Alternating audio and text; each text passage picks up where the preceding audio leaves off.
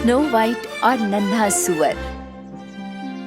एक बार की बात है, स्नो वाइट नाम की एक लड़की दूर एक देश में रह रही थी।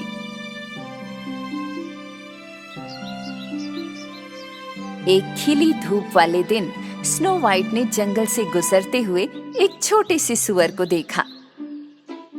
साफ दिख रहा था कि वो रास्ता भटक गया है, इसलिए स्नो वाइट उसकी मदद के लिए गई। हाँ? हेलो नन्हे पिगी। तुम कौन हो? मुझसे दूर रहो। डरो मत नन्हे पिगी, मैं स्नो वाइट हूँ। मैंने तुम्हें कभी चोट नहीं पहुँचाई। धीरे धीरे नन्हा सुअर उस पेड़ के पीछे से निकल आया जहाँ वो छिपा था। स्नो वाइट, क्या तुम मेरी मदद कर सकती हो? हाँ, बिल्कुल मैं कर सकती हूँ। पहले बताओ क्या हुआ? तुम यहाँ कैसे आए? मैं आज सुबह खेलने के लिए निकला था, लेकिन मैं खेल में इतना डूबा हुआ था कि मुझे एहसास ही नहीं हुआ कि मैं घर से दूर आ गया हूँ।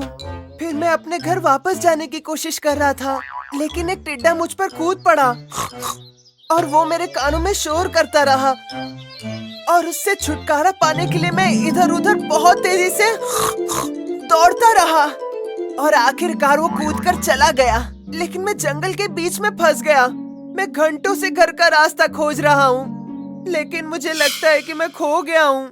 मेरे भाई मेरी चिंता कर रहे होंगे। स्नो वाइट, प्लीज मेरी मदद करो।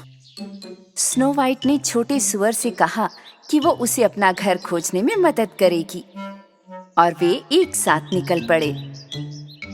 मुझे बताओ पिगी, तुम्हारे घर के पास क्या है? वहाँ बहुत बड़े बड़े पेड़ हैं। इस जंगल में बड़े बड़े पेड़ हैं। क्या तुम्हारे घर के पास की कोई और निशानी है?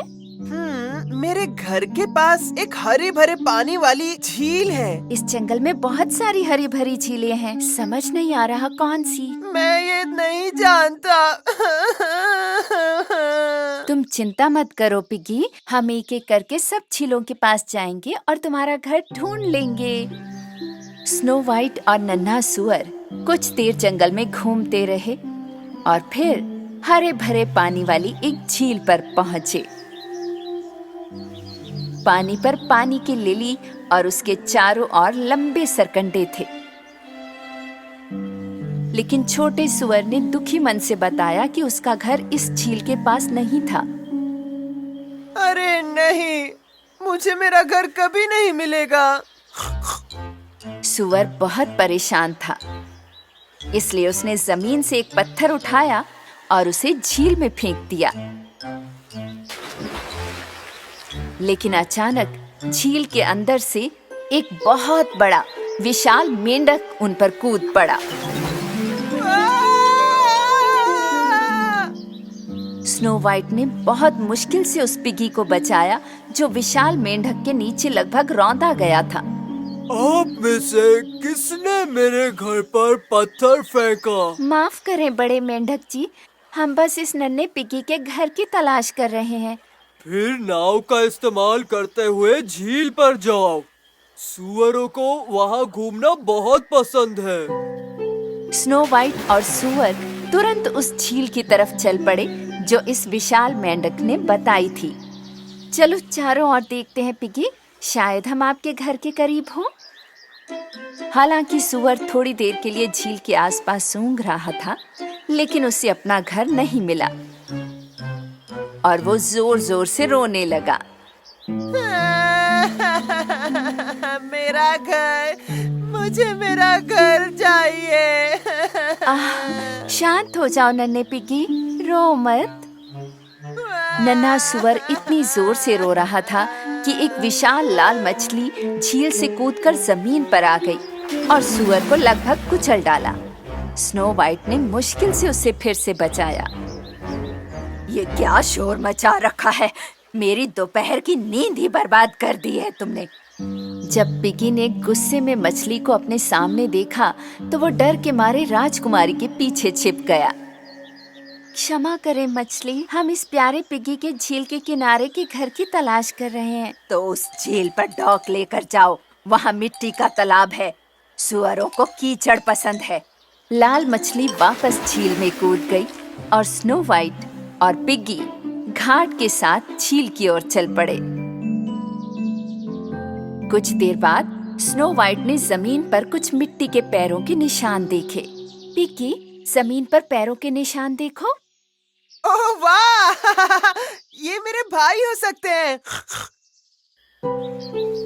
स्नो वाइट और सुअर उम्मीद के साथ झील के चारों ओर घूमने लगे और अंत में उन्हें पिग्गी का घर मिल गया। ये रहा मेरा घर। जब भाइयों ने छोटे सुअर को घर वापस देखा तो उन्होंने दौड़कर उसे गले लगा लिया। हम तुम्हारे लिए बहुत चिंतित थे छोटे भाई, तुम कहाँ चले गए थे? काश मैं आपको बता पाता कि उस टिड्डे की वजह से मैं कितना परेशान हो गया था। अगर स्नो वाइट नहीं होती तो मैं कभी घर नहीं पहुंच पाता। थैंक यू मेरी राजकुमारी। अब से तुम्हें घर का रास्ता सीख लेना चाहिए और पता होना चाहिए कि आसपास क्या है। वादा? Piggy promise. जैसे ही तीनों सुअर फिर से मिले, उन्होंने पूरे दिन अपने घर के सामने कीचड़ में मस्ती की। उन्होंने इस मस्ती में स्नो वाइट को भी शामिल कर लिया। नन्हा पिगी उस दिन स्नो वाइट से मिलने के लिए बहुत भाग्यशाली था, क्योंकि इस भूमि में दयालु राजकुमारियां हमेशा बात करने वाले जानवरों की मदद करती हैं।